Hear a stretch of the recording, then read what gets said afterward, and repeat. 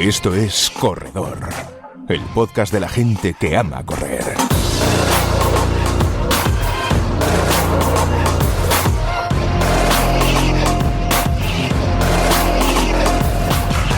¿Qué tal? ¿Cómo estáis? Bienvenidos una semana más, una vez más, al podcast de la revista Corredor. Hemos superado la Semana Santa, seguimos adelante en esta primavera en la que esperamos que estéis disfrutando de lo que más nos gusta, de correr. Seguro que disfruta y mucho de ello Nacho Barranco. ¿Qué tal? ¿Cómo estás, Nacho? Hola Luis, ¿qué tal? Muy bien, pues eso, lo que dices, disfrutando de la primavera y de esto, que quizás sean los mejores meses, ¿no? para correr. Eso es, sin duda. Bueno, hoy me acompaña de inicio Nacho Barranco de la revista Corredor, aunque vamos a tener muchos interesantes invitados. De primeras, en esta ocasión nos acompaña, como el mes pasado, el jefe, que es Martín Fiz, que en su editorial nos ha prometido que va a darnos algunos consejos para mantener el estado de forma. Y además quiere iniciar también una pequeña serie dentro de esa editorial para hablar de maratones, de los maratones que en principio esperemos se puedan celebrar a finales de año, en este caso de los maratones españoles, que están, ya sabéis, todos concentrados después de los cambios de fecha para esa última parte de 2021. Hoy que además tenemos en la entrevista que dentro de un ratito hará Nacho Barranco, nuestro compañero Nacho Barranco, a Laura García Caro. Vamos a hablar con la atleta de cosas muy interesantes antes de meternos en la sección de Trail. Saludaremos a Juan Carlos Granado y al invitado siempre especial o invitada que nos trae para hablar del entrenamiento de trail running. Y como no, acabaremos con la viñeta sonora de 72 kilos de Óscar Alonso. A ver qué nos tiene que contar en esta ocasión, esa brillantez que le caracteriza no solo en la viñeta que podemos ver en las redes sociales o plasmada en sus libros, sino también en ese formato que se escucha, porque este es el podcast de la revista Corredor y estamos encantados de que estéis con nosotros. Esto es Corredor, el podcast de la gente que ama correr. Y abriendo el podcast en esta ocasión, nuestro jefe, pues bueno, el jefe de todos, el boss, Martín Fiz. ¿Qué tal? ¿Cómo estás, Martín? Muy bien, y decía Nacho Barranco, y la primavera la sangre altera, y hemos empezado con la sangre bastante alterada.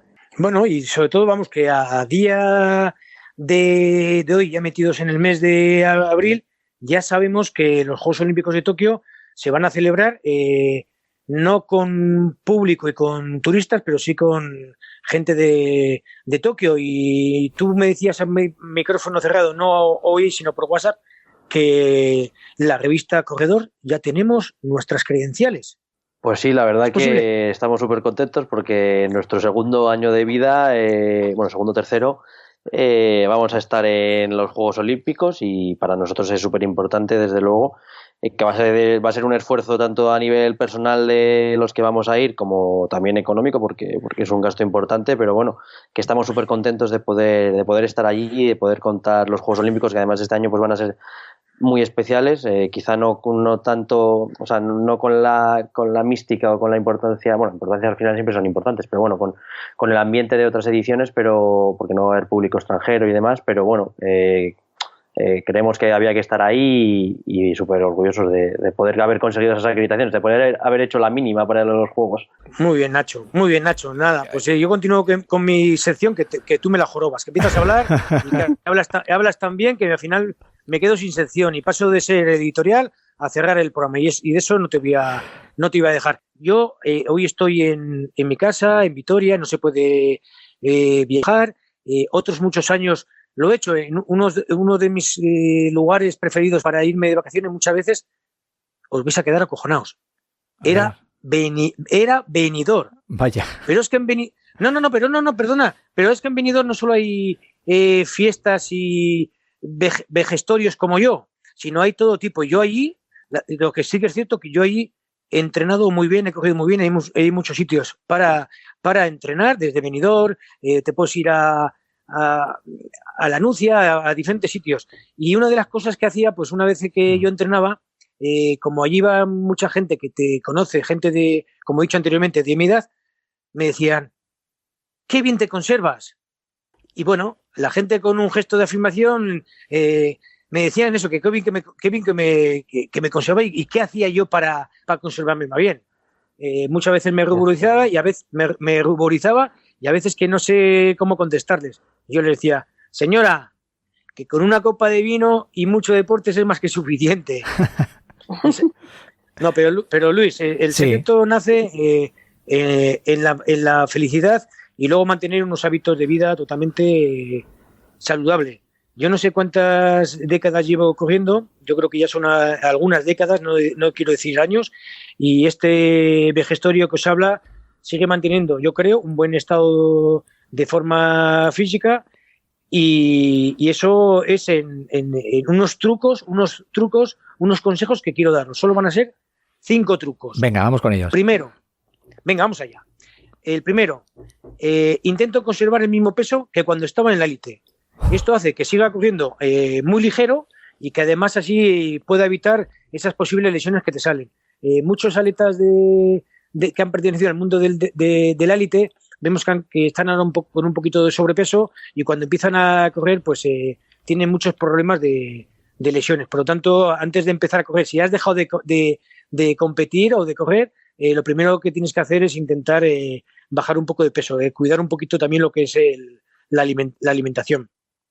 Segundo, adaptar los entrenamientos a la edad y a mi vida, y sobre todo a la vida laboral, social y familiar. Esto es importantísimo. Hay mucha gente que cuando ha dejado, vuelvo a decirlo, el deporte, quieren volver con las mismas ganas, con las mismas marcas, con el mismo ímpetu que lo hicieron cuando estaban compitiendo. Y eso es un error nefasto. Hay que adaptar el estado físico a estas 3 variaciones, al laboral, la social, familiar y sobre todo también a la edad. Uh-huh. Tercero, hábitos saludables. Uh-huh.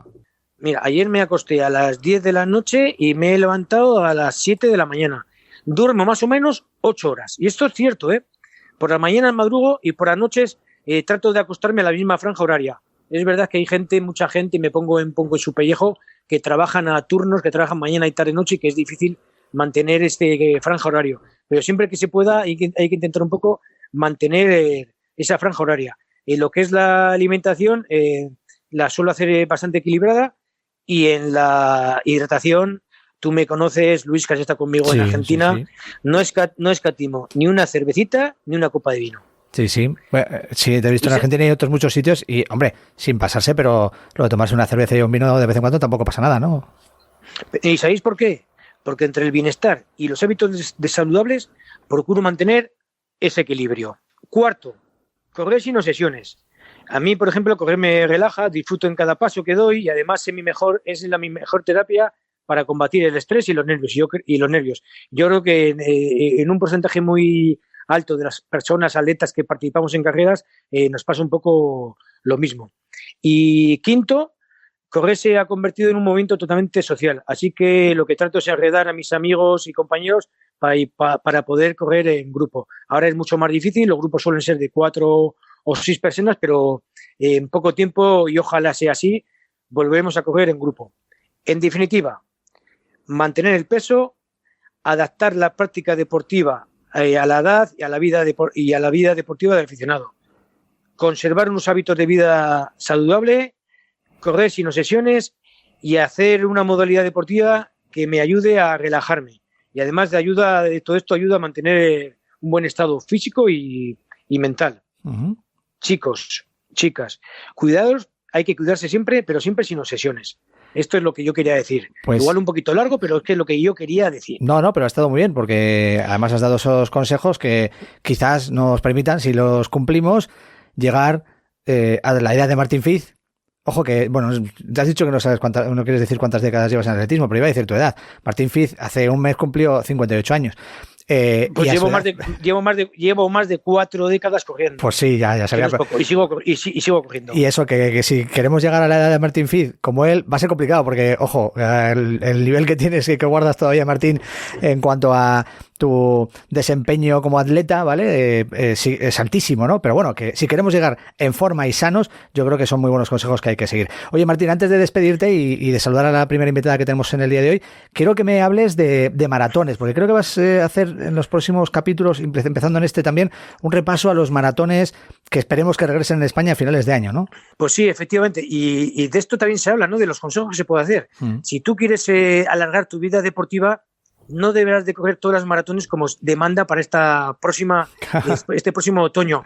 Si tú ves el listado de maratones que Nacho lo sabe, que nos ha mandado ya Alex Calabuch para este otoño, sería una locura correr todos los maratones. Por eso, en otoño, si todo va bien, vamos a tener la oportunidad de competir cada fin de semana en un maratón totalmente diferente. Uh-huh. Y para ello, yo en cada podcast de corredores les voy a hablar un poco de manera cronológica de lo que puede ser el maratón. Y hoy voy a empezar por el maratón de Madrid. Venga. Que será el 26 de septiembre. Uh-huh. Pues vamos allá. Bueno, el EDP Rock and Roll Maratón de Madrid es un maratón que a mí me gusta. La ciudad de Madrid te envuelve. El motivo perfecto para hacer turismo y deporte. Cierto es que el atleta se va a encontrar siempre en Madrid con un recorrido sinuoso y exigente, pero eso no quita el atractivo a una cita que discurre por las calles más emblemáticas de Madrid. Vamos a ver diferentes bandas de música, en su mayoría rockeras, entreteniendo al público y sobre todo también a los atletas. Me encanta el paso por la calle de Alcalá. El maratón de EDP es para disfrutar y también para dosificar los esfuerzos. Lo mejor del maratón, ambiente deportivo y muy rockero. Próxima parada, Maratón de Bilbao. Vale, pues de momento hemos empezado con el Maratón de Madrid, que será el primero en otoño. Esperemos que se pueda celebrar ese y todos los demás y que no haya problemas por la pandemia. Y después seguiremos cada vez que contactemos con Martín Fiz, hablando, ofreciendo algunas de esas características de esos maratones que estamos deseando que regresen. Oye, Martín, jefe, muchísimas gracias, y nos escuchamos prontito. Un abrazo. Corredor. Dícese del hombre o mujer que ama correr. Bueno, vamos con la siguiente invitada, o la primera invitada después del editorial de Martín Fiz, que, bueno, presentarnos, Nacho. ¿Con quién vamos a hablar en estos próximos minutos en el podcast de Corredor? Pues no es corredora, Luis, es marchadora en este caso. Hoy está con nosotros Laura García Caro, una de las referencias de la marcha española que se volvió a subir al podio en el último campeonato de España de 20 kilómetros de esta disciplina que tanta tradición tiene en nuestro país. En el horizonte están los Juegos Olímpicos de Tokio, que para ella serán los primeros de su carrera deportiva, y creo que ya nos escucha. Hola Laura, ¿cómo estás? Hola, buenas tardes, ¿qué tal? Bueno, si te parece, empezamos con la parte deportiva de la entrevista. ¿En qué momento te encuentras ahora mismo de la temporada? Bueno, la verdad que acabamos de tener como nuestra primera parte del invierno, que son los campeonatos de España. Este año ha sido un poco diferente y especial porque hemos tenido el primer campeonato de España de 35 femenino, que ojalá sea el futuro, el comienzo de un futuro diferente para nosotras, que tengamos una disciplina, una distancia más dentro de nuestra disciplina, como los chicos, que es lo que llevamos mucho tiempo ahí peleando. Y ahora acabamos de terminar los campeonatos de España, pero para nosotros no sería tanto como una pista cubierta, descansamos y empezamos, porque la Copa de Europa la tenemos en menos de 2 meses y es donde nos jugamos ya toda la parte de final de la temporada, donde se deciden las plazas olímpicas y entonces pues sí que estamos ya a tope, hemos descansado muy poquito para estar al máximo en esa cita. Oye, para nuestros oyentes que quizás están un poco alejados de la temporada de un marchador, ¿cómo es un poco el calendario? Es algo distinto al del resto de atletas, ¿no? Sí, sobre todo tenemos un invierno súper vacío, no tenemos nada ni de millas ni de crosses, hasta febrero, incluso a veces algunas temporadas hasta marzo no competimos nada. Entonces hacemos, se preparan con mucho mimo, como yo digo, unos 20 kilómetros que al final también requiere mucha preparación de meses. Y ya luego, pues eso, después de marzo, en mayo comienza nuestra Copa de Europa o del Mundo y también con unas pruebas del Circuito Mundial de Marcha, de la Challenge, que también empiezan en abril, mayo, junio, y ahí son casi todas las pruebas. Oye, la marcha es una de las modalidades más laureadas así del atletismo español. Al final siempre sacáis medallas en los campeonatos internacionales. ¿Os sentís respetados dentro de este deporte? Pues buena pregunta. Por una parte sí, yo creo que eso es que 50-50. Como te digo, siempre yo creo que se espera mucho de nosotros y tenemos ese prestigio de que los marchadores parece que siempre que vamos a un europeo o un mundial pues vamos a sacar muchas medallas y la gente está pendiente de nosotros, que por esa parte guay. Pero por otra queda la parte de que al final yo creo que al tener incluso menos pruebas se nos hace menos, se nos ve mucho menos que al resto de disciplinas, que los crosses, la pista cubierta y tal, pues le dan bastante más bombo. Y al final, aunque tengamos menos pruebas, yo creo que esas poquitas les dan también menos visibilidad a nivel de televisión, de medios, de redes sociales, a nivel de redes sociales, se le da menos bombo que al resto de pruebas. Yo creo que necesitamos más marchadores así populares para que esto se venga arriba y podamos estar equilibrados con el resto de corredores. Oye, es verdad también que quizá la marcha esté algo alejada, pues eso, del mundo del corredor popular, y que para conectar con él no es, bueno, creo que se ha hablado sobre ello, ¿no? Sobre quitar el 50 y poner el maratón en lugar del 35 que va a haber ahora, o pasar del 20 al medio maratón. No sé si tú crees que eso sería positivo o prefieres las distancias tradicionales. Bueno, tradicionales, que ahora el 35 es nueva. Ya, pues bueno, esto también es verdad que están mirando ahí las estrategias que sean mejores. Realmente lo del 35 para el Mundial del año que viene sí que está decidido, pero para París 2024 pues aún no. Y sí que es verdad que a mí no me importaría para nada hacer una media maratón y una maratón. A mí además me gustan los cambios, intentar hacer un poco algo diferente y nuevo, y yo sé que creo que podría ser una buena estrategia de cara a que los corredores, pues incluso aunque sea por medirse entre las marcas que nosotros hacemos andando rápido, como ellos dicen, pues se vieran un poco ahí reflejado diciendo, pues a mí muchas veces me han dicho, ¿no? Pues tu marca de 20 kilómetros es la misma que la mía en media maratón y tal, pero al final no es la misma distancia. Y sí que es verdad que podría ser una buena iniciativa, pero yo creo que esto no se va a llevar a cabo. Creo realmente que el 35 va a ser lo que prospere y bueno, dentro de todo, pues yo contenta de que al menos nosotros tengamos dos distancias en nuestra prueba. Vale, hablemos ahora de otra de las facetas en las que destacas dentro de nuestro deporte, que es la visibilización de la mujer deportista y sus derechos. Te hago una pregunta que ya hemos hecho a compañeras tuyas, tanto en el podcast como en la revista y en la web. ¿Es el atletismo un deporte inclusivo e igualitario? Yo creo que uno de los que más, al menos en mi experiencia. Creo que el atletismo, como que a nivel femenino y masculino, se le da, yo creo que el mismo bombo, la misma visibilidad. Bueno, creo que además que estamos un poco ahí de moda las atletas femeninas y bueno, las chicas en pista cubierta dieron ahí una imagen que fue genial.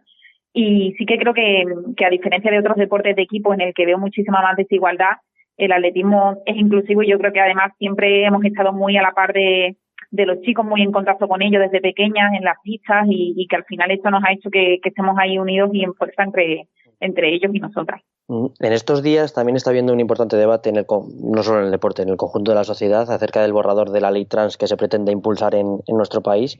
Entre otras medidas hay algunas que afectan al deporte, por supuesto. No sé cómo ves tú esta situación desde tu posición de mujer y de deportista de élite.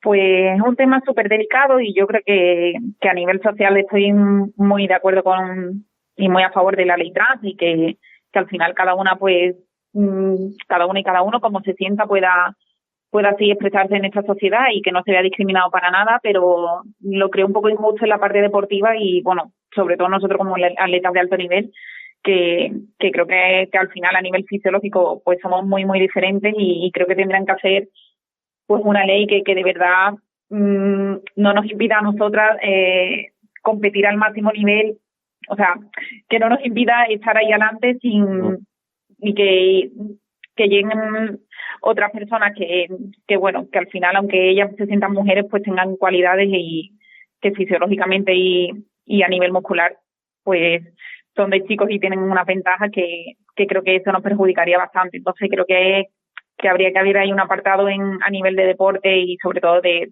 alta competición que habría que regularse muy bien porque no lo creo justo del todo.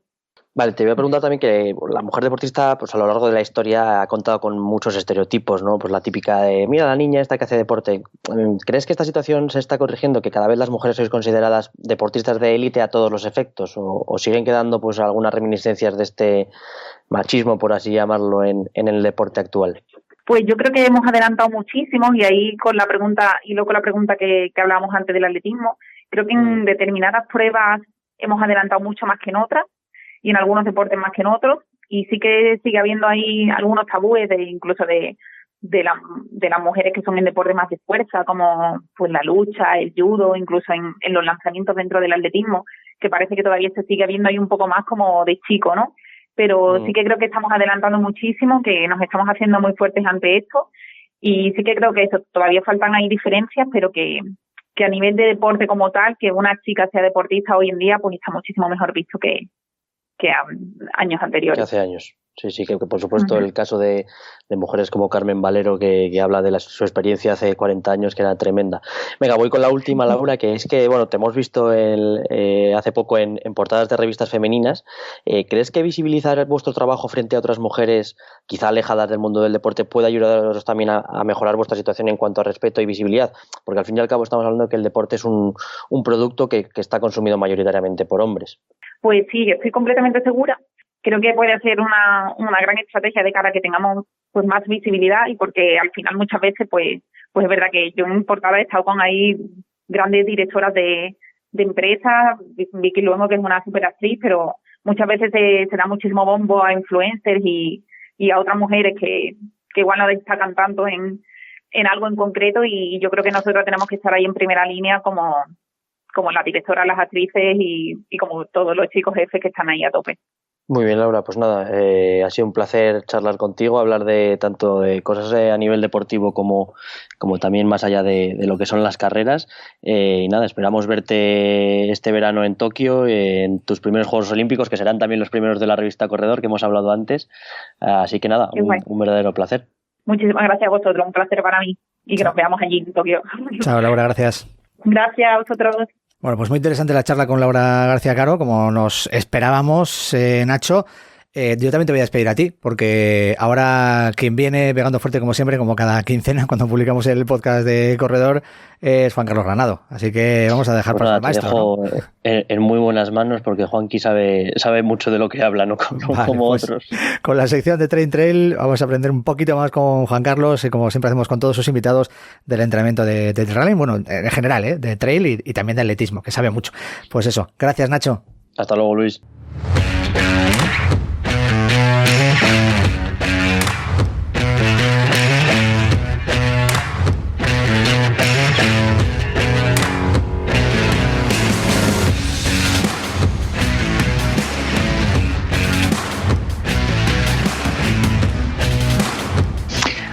Vamos a por otro capítulo de Train Trail, el podcast donde nos dedicamos a hablar del entrenamiento de trail con los mejores entrenadores y atletas del panorama nacional.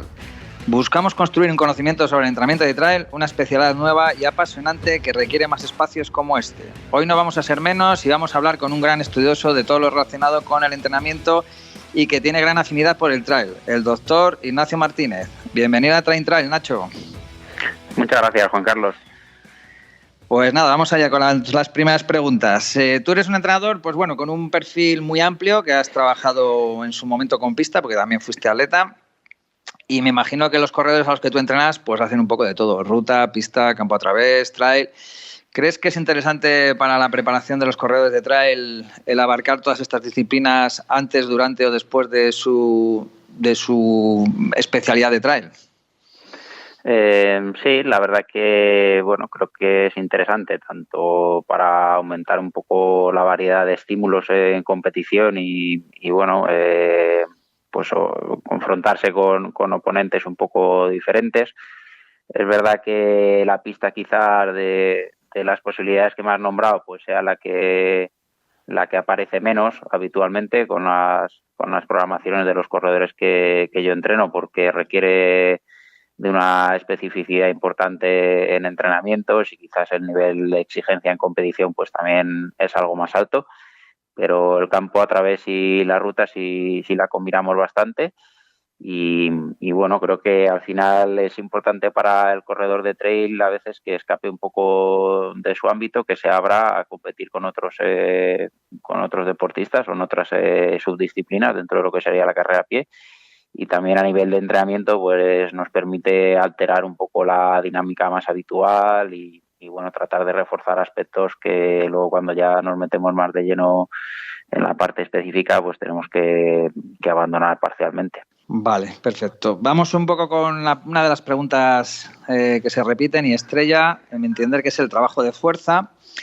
En el trail tenemos una infinidad de posibilidades de trabajar la fuerza de todos los niveles, con mucha pliometría, lo que es el gimnasio clásico, pesas con trabajos de multiarticulares, trabajo funcional, trabajo específico de cuestas y también la parte excéntrica, que es una de las claves, entiendo, de que un corredor de trail sea competitivo. más o menos tú cómo secuencias el trabajo de fuerza durante la temporada, cómo vas de la parte más general a específica, y si quieres contarme un poco más específicamente cómo desarrollas la parte excéntrica, que creo que es de ahí donde tú puedes aportarnos un poco más, pues encantado de que nos lo cuentes. Bueno, pues lo intentamos. Un primer concepto, como ya decías, importante, creo que es pues considerar a la fuerza como un pilar central, que creo que todos los corredores a día de hoy pues ya lo consideran como tal, pero bueno, no está de menos recordarlo, olvidarnos de ese concepto de pretemporada y entender que debe estar presente durante todo el ciclo de entrenamiento, ya sea quizás en unos momentos con mayor importancia y en otros con menos, pero bueno, al menos una sesión semanal yo sí la incluyo siempre durante toda la temporada. Luego lo que sería el entrenamiento de fraccionado encuesta, las series encuesta, que quizás en los corredores de ruta o de pista pues suele considerar un entrenamiento de fuerza, con los corredores de trail para mí pues es un entrenamiento específico de carrera, porque no deja de ser un entrenamiento fraccionado en el medio que ellos van a competir, con lo cual no lo suelo etiquetar como un entrenamiento de fuerza, aunque intento que complemente bien con el resto de propuestas, pero yo lo separaría un poco.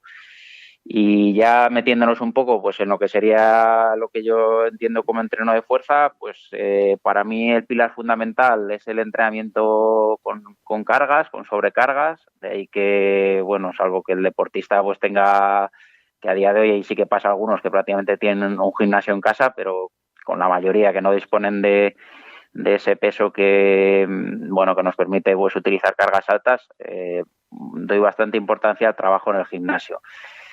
A partir de ahí, pues bueno, se trata de ir combinando en una fase más inicial, pues ejercicios más alejados del gesto competitivo, como bueno, más o menos pues se ha ido haciendo siempre, y ir incorporando el trabajo de sobrecarga excéntrica. Yo utilizo pues ejercicios en momentos articulares poco ventajosos en la fase, al final de la fase concéntrica, en momentos en los que al deportista le cuesta un poco más aplicar fuerza, trabajando con isometrías en esa fase y modulando la velocidad de ejecución en fase concéntrica y excéntrica. O sea, ejercicios que normalmente hay gente que lo llama ejercicios de isometría excéntrica o ejercicios excéntricos en larga longitud muscular. Luego trabajos en los que, o con máquinas isoinerciales o jugando con estrategias de hacer fase concéntrica con bilateral y fase excéntrica unilateral. Si existe la posibilidad, con algunos corredores pues he trabajado bajadas a intensidad alta en tapiz rodante declinado o aislando un poco esa fase en el medio específico, aunque esto pues a veces resulta más difícil, salvo que el deportista pues pueda, con un remonte en las estaciones de esquí en verano, con la ayuda un poco, con la logística de que alguien le suba al final de cada repetición, porque claro, se trata de aislar un poco las bajadas. Y todo eso, pues combinado un poco trabajo de multisaltos, también suelo incluirlo bastante, sobre todo en deportistas que les cuesta un poco más esa transición de fase concéntrica a excéntrica, que muestran peor rendimiento, que se hunden un poquito más. Y ahí pues lo metemos un poco más ese trabajo. Y luego pues lo que podríamos etiquetar como trabajos complementarios, todo lo que sería musculatura intrínseca del pie, trabajo de zona lumboabdominal, ejercicios de estabilización específica, tanto en estático como en dinámico. Y bueno, creo que no me dejo nada de lo que suelo utilizar así más habitualmente. Bueno, nos ha hecho un repaso muy, muy completo de todo lo que es el trabajo de fuerza. Me imagino que secuenciar todo esto pues no es fácil, sobre todo atendiendo a la individualidad de cada corredor. Sí que te quería hacer una pregunta concreta. En el encadenamiento de bajadas, subidas que se suelen dar en carreras de trail, ¿tú crees que con ese trabajo más aislado, como hablas de las bajadas, por ejemplo, ¿se es capaz de encadenar una bajada, subida y seguir siendo eficiente en las subidas, o hay que hacer este trabajo específicamente en la montaña puramente? Es decir, enganchar bajada, subida, ¿o se podría preparar de alguna manera que no fuera tan específico en el medio natural? Salvo que no exista la posibilidad, es decir, deportistas que tienen un poco más complicado acceder a la montaña, salvo en días festivos o en fin de semana porque la tienen más lejos, el trabajo en montaña tiene que estar. Al final, la especificidad del medio es irreemplazable. Lo que hacemos un poco con ese trabajo de sobrecarga excéntrica o de predominancia excéntrica es un poco tratar de preparar al organismo para que luego tolere bien esas sesiones o las tolere de la mejor manera posible y no dejen una fatiga muscular residual tan alta que nos merme un poco los entrenamientos siguientes. A mí, si tuviera que elegir uno de los principios del entrenamiento, cuál es para mí de los más importantes, diría que es la continuidad. Y muchas veces en el corredor de trail pasa que hace una sesión muy exigente, pero luego está 2 o 3 días que no es capaz de entrenar a un buen nivel. Y eso es algo que siempre intento minimizarlo. Y una manera de minimizarlo, pues creo que es preparando esa estructura lo mejor posible. Entonces, generar ese efecto de serie repetida, ese trabajo, o esa desensibilización, entre comillas, de la musculatura para que luego no se vea tan afectada por el trabajo de subidas y bajadas, pues es un poco lo que buscamos con el trabajo de fuerzas. No es tanto sustituir al trabajo que luego tiene que hacer en la montaña, sino preparar al organismo. Y luego, pues en corredores que no tienen esa posibilidad, como decía, de ir a la montaña, también me gusta mucho, creo que es una alternativa interesante trabajar en tapis rodantes. Y si tiene posibilidad de declinarlo, aunque no sea mucho, hay algunos de ámbito más de gimnasio que te permite una declinación del 5 o del 6%, que bueno, aunque no es mucho, pero ya te pone un poco ese estímulo más excéntrico.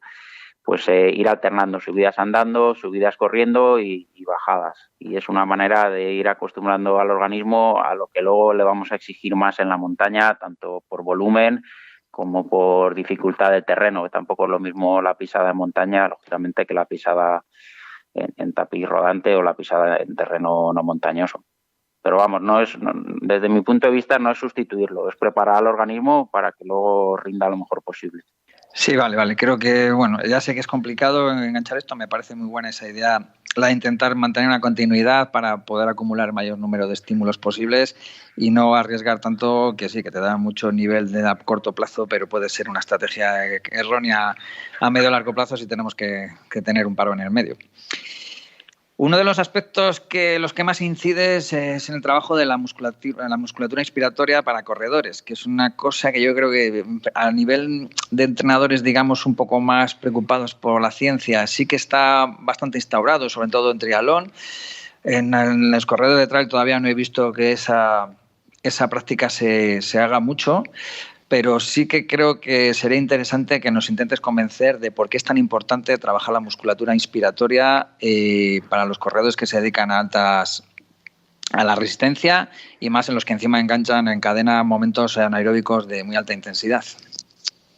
Bueno, como decías, es uno de esos entrenamientos que hay más desequilibrio entre la evidencia científica que lo sustenta y la utilización práctica, ¿no? Y ya esto es desde hace muchos años, ¿no? Y mucha gente ya pues haciendo hincapié, ¿no? en su pertinencia, pero no acaba de instaurarse en un porcentaje alto, ¿no? Y hay varios factores que lo justifican. Uno es que al final la musculatura inspiratoria pues se lleva un porcentaje del gasto cardíaco, un porcentaje del oxígeno que bombeamos en cada latido, pues lo está gastando la musculatura inspiratoria, con lo cual cuanto más eficiente sea esa musculatura inspiratoria, lógicamente pues va a necesitar de un menor porcentaje de ese gasto cardíaco que finalmente pues derivará en un mayor porcentaje que llega a la musculatura locomotora, a las piernas, que es lo que nos interesa. Y además eso se ha comprobado experimentalmente. Si nosotros dificultamos o facilitamos artificialmente la respiración con un respirador automático, pues aumenta o disminuye la cantidad de sangre y por tanto la cantidad de oxígeno que llegan a las piernas. Pero no solo eso, sino que una musculatura inspiratoria que esté más entrenada se sabe que tiene más tiempo de resistencia a la fatiga y después de una carrera de trail, tanto carreras cortas de mayor intensidad como carreras largas de menor intensidad absoluta, pues hay una fatiga tanto de la musculatura expiratoria como sobre todo de la inspiratoria, una fatiga aguda y significativa. Con lo cual, si conseguimos que esa musculatura esté más preparada, más resistente a la fatiga, pues van a entrar más tarde las fibras tipo 2 y eso va a hacer que se retrase más la fatiga y por lo tanto podamos rendir de manera más eficiente durante más tiempo. También específicamente en trail, que esto pues todavía da más valor, ¿no?, a este tipo de entrenamiento frente a lo que sería un corredor de pista, un corredor de ruta, pues el doble rol de la musculatura inspiratoria, que juega también un papel clave en la estabilización, pues nos hace que debamos de ser, que este entrenamiento pueda ser muy interesante para que esa musculatura, que finalmente también nos tiene que estabilizar y que también tiene que prevenirnos o disminuir el riesgo de caídas, pues cuanto más fresca, entre comillas, esté en las partes avanzadas de la carrera, pues nos va a proteger más. Si esa musculatura la estamos fatigando prematuramente porque no hace bien su trabajo inspiratorio, que es la fase donde que es más dependiente o más voluntaria, pues lógicamente va a llegar peor, ¿no?, a la parte final y no va a poder ejercer su trabajo estabilizador. Por tanto, pues yo creo que está muy justificado. Además, es un trabajo relativamente sencillo. A día de hoy los dispositivos de entrenamiento respiratorio tienen un coste asumible y el deportista pues puede ir integrándolos. Es importante que no nos quedemos solo un poco en el básico, ¿no?, en lo que te recomienda el propio fabricante, sino que vayamos incrementando la intensidad, integrándolo en ejercicios respiratorios y en entrenamientos de resistencia y haciéndolo progresar pues como cualquier otro trabajo de fuerza. Sí que, bueno, un poco andando en este apartado, a nivel práctico, escuché hace poco en otro podcast a Iván Rodríguez, que hablaba de que un atleta cuando empezaba a correr o a hacer un esfuerzo intenso y empezaba a tener problemas de respiratorios, es decir, que le notabas con una respiración muy forzada, se debía a una debilidad en esta parte de la musculatura inspiratoria, sobre todo. Me parece como una cosa como muy causa-efecto. No sé si tú nos puedes decir algo al respecto o lo ves muy, muy lógico. Sí, no, es muy interesante. Además, Iván Rodríguez es una de las personas que más tiempo lleva también un poco pues propugnando, ¿no?, este tipo de entrenamiento. Y es verdad que el patrón respiratorio es otra parte clave. De hecho, en las pruebas de esfuerzo a mí siempre me gusta mucho fijarme en esa relación, ¿no?, entre la frecuencia respiratoria y el volumen inspiratorio. Y te das cuenta que los corredores que trabajan más con entrenamiento respiratorio pues suelen tener un patrón ventilatorio más eficiente, retardan más el momento en el que se empieza a hiperventilar y aumentar de manera ineficiente esa frecuencia respiratoria y son capaces de aguantar más o de tirar más de volumen, de tirar más de una respiración más profunda, que finalmente es más eficiente porque se pierde menos aire en el espacio muerto anatómico. Y bueno, esta es otra de las ventajas, ¿no? No lo he comentado antes, pero también es otra de las partes claves. Y yo tengo un patrón ventilatorio de mayor profundidad, que cuando aumento la intensidad no empiezo a hiperventilar de manera evidente, pues es otro rasgo que identifica muy bien a los deportistas que tienen buena aptitud respiratoria. Es igual que los corredores, que los vemos que cuando aumentan la velocidad, pues no son capaces de de aumentar la zancada porque no tienen suficiente fuerza, o a medida que aumentan las repeticiones en un intervalo van acortando la amplitud de zancada porque se quedan sin fuerza. Pues pasa un poquito lo mismo con el patrón respiratorio. Y esto pues durante un tiempo no se le ha dado la importancia que merece, pero es exactamente igual. Al final es una musculatura que es susceptible de fatiga y que cuanto más entrenada está, pues más eficiente es. Sí, la verdad es que esa comparativa que acabas de hacer me parece súper ilustrativa, la de aceptar las limitaciones a nivel del patrón inspiratorio, como lo de la longitud de zancada o falta de fuerza. Yo sí que es verdad que lo he practicado algunas veces y en estas fases de COVID, luego las agujetas de los días posteriores siempre mosquean bastante, como diciendo, a ver si me he pillado algo por ahí, porque es verdad que te genera una sensación de malestar en las zonas intercostales que, joder, sí que te dejan un poco mosqueado, pero bueno.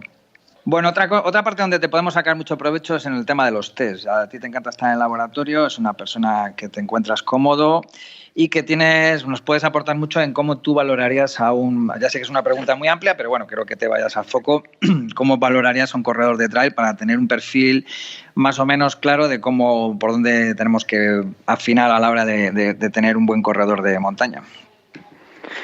Bueno, por una parte, pues estarían las pruebas de esfuerzo en laboratorio, que bueno, aunque pues suponen un esfuerzo, a veces supone un esfuerzo económico evidente y aunque a veces pues no se le sacan toda la chicha que podría, pues yo creo que siguen siendo muy interesantes para ver pues como decía, el patrón ventilatorio, luego también fundamentalmente para ver cuál es el patrón de utilización de sustratos energéticos a medida que aumenta la intensidad de esfuerzo.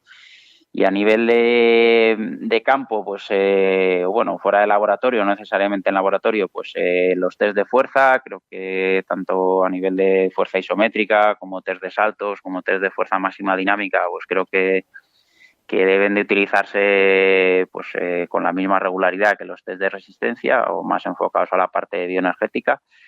Y luego lo que sería antes de campo a nivel de resistencia, pues conforme van entrando más en juego los valores o los datos de potencia, que cada vez pues se va instaurando más, el uso del potenciómetro y el registro y análisis de esos datos pues en plataformas, pues va haciendo menos falta. Al final son los propios datos de entrenamiento que pues antaño nos costaba un poco más procesarlos, ahora pues ahí hemos ganado mucho porque la potencia de procesamiento que nos ofrecen los programas de análisis pues es infinita, y al final cada entrenamiento acaba siendo en sí mismo un test porque estamos valorando pues cuáles son la salida de potencia comparativamente con variables de carga interna como la frecuencia cardíaca, como la percepción de esfuerzo, con lo cual para mí a nivel de resistencia los entrenamientos en sí mismos pues te dan esos datos, ¿no? Con lo cual no creo necesario hacer mucho más, ¿no? Creo que si vamos registrando datos de entrenamiento y los vamos analizando y tenemos la referencia de la prueba de esfuerzo y luego podemos ir haciendo los test de fuerza, pues tenemos ya una imagen bastante completa del corredor. Mira, aprovechando que hablamos de los potenciómetros, en este caso los estimadores que se están empleando últimamente en la fase de carrera, ¿verías interesante a la hora de hacer una táctica de carrera, tener previamente los datos del perfil de carrera al que te vas a enfrentar, con los datos de potencia que se ha empleado por otro corredor, para poder un poco extrapolar dónde están las fases más complejas del recorrido o las fases donde vas a emplear más potencia, donde puedes relajar más y hacer una especie de estrategia de carrera? Hombre, tener los datos adaptar la estrategia de carrera al perfil de la carrera, obviamente si no hay poca, creo que todos estamos bastante de acuerdo. Utilizar datos de potencia de otro corredor y extrapolarlos a un segundo corredor lo veo un poco más arriesgado. Y igual que las estrategias de carrera basadas únicamente en datos de potencia, también a día de hoy me parecen algo arriesgadas. Primero porque, como bien dices, pues todavía estamos estimando la potencia, no la estamos midiendo, con lo cual pues hay que ser un poco cautos. Entonces creo que es interesante utilizar referencias de potencia para determinados tramos de carrera, tramos en los que la pisada pues no tenga mucha dificultad, porque a medida que la pisada es peor, pues los datos de potencia oscilan mucho y es difícil seguir una pauta de potencia. Y luego cuando vamos alternando medios de locomoción, pues también le veo menos sentido, aunque también podemos estimar los rangos de potencia para andar y para correr, pero cuando estamos caminando creo que es un indicador de intensidad menos útil. Entonces creo que es interesante incorporar la potencia a esas estrategias de carrera, pero no en sustitución de otros indicadores que teníamos hasta ahora, sino de manera complementaria. En algunos momentos creo que es más interesante utilizar estimación o referencias de carga interna, como la frecuencia cardíaca, en otros momentos variables de carga mecánica, pues el tipo de pisada que quiero o el tipo de zancada que quiero que adopte para minimizar el impacto muscular que tenga un tramo de carrera y no ceñirnos únicamente a una estrategia basada en vatios, ¿no? Al final el corredor también tampoco puede estar pendiente todo el rato de estar mirando el reloj para ver a qué potencia va, ¿no? Bueno, nos quedamos sin tiempo ya, Nacho. Pues se me quedan unas cuantas preguntas interesantes que creo que no vamos a poder hacerla. Entonces, simplemente para acabar, dime un poco si te gustaría aportar algo a lo que hemos hablado, a que tú creas que es interesante, que se nos ha quedado muy en el tintero, algo así breve, y dónde te podemos encontrar si alguien se quiere poner en contacto contigo. Bueno, creo que más o menos ha sido un repaso bastante complejo, bastante completo, a la actualidad de lo que sería el entrenamiento de trail. Y nada, y dónde encontrarme, pues nada, si alguien quiere contactar por tema de entrenamiento, de evaluación, pues mi web sería entrenadordeatletismo.com y ahí pues pueden encontrar formulario de contacto y un poco mi forma de trabajar. Y bueno, y si no, pues acercarse a la unidad de salud deportiva del Hospital 9 de Octubre en Valencia si tienen la posibilidad, y allí pues hablamos. Y nada, agradecerte la oportunidad de charlar este rato sobre entrenamiento de trail, que siempre pues es un tema que me interesa mucho. Pues un placer, Nacho, hablar contigo, que nos hayas ilustrado de esta manera, que la verdad es que en este tema eres uno de los mejores exponentes del entrenamiento deportivo, y más en este caso del entrenamiento de trail. Esperemos vernos este año por ahí, que sea muy buena señal, y nada, un placer de nuevo, te repito. Pues nada, muchas gracias por el piropo y sí, ojalá que nos encontremos pronto. Sería buena señal. Eso es. Venga, hasta luego. Venga, hasta luego.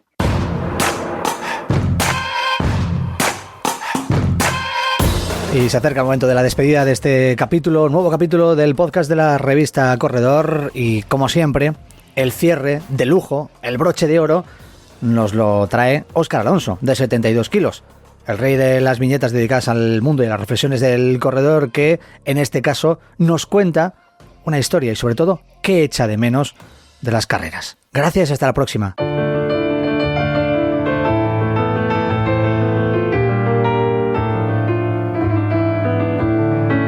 Con esto de las carreras virtuales hay algo que no se está quedando registrado en ningún lado: llorar. Esos lloros de línea de meta, esas lágrimas de final de un camino muy largo, esas emociones desatadas cuando se ha terminado un trabajo bien hecho. Todo eso ya no se ve. ¿Cómo registras eso en una aplicación? ¿Cómo se comparte? Como no estamos corriendo, esa sensación que nos suele embargar de estar rodeados de mucha gente que hace lo mismo, ya no la tenemos. Corremos por nuestros parques, nuestros caminos, nuestros paseos marítimos, pero sin derramar una lágrima. Estaría bien una aplicación en la que pudieras pulsar un botón para decir que te has emocionado mucho durante tu entrenamiento o tu carrera. Y estaría mucho mejor que en las primeras carreras que ya tenemos en el horizonte destinaran una zona en la línea de meta para descargar toda esta impotencia acumulada durante más de un año sin llorar después de correr.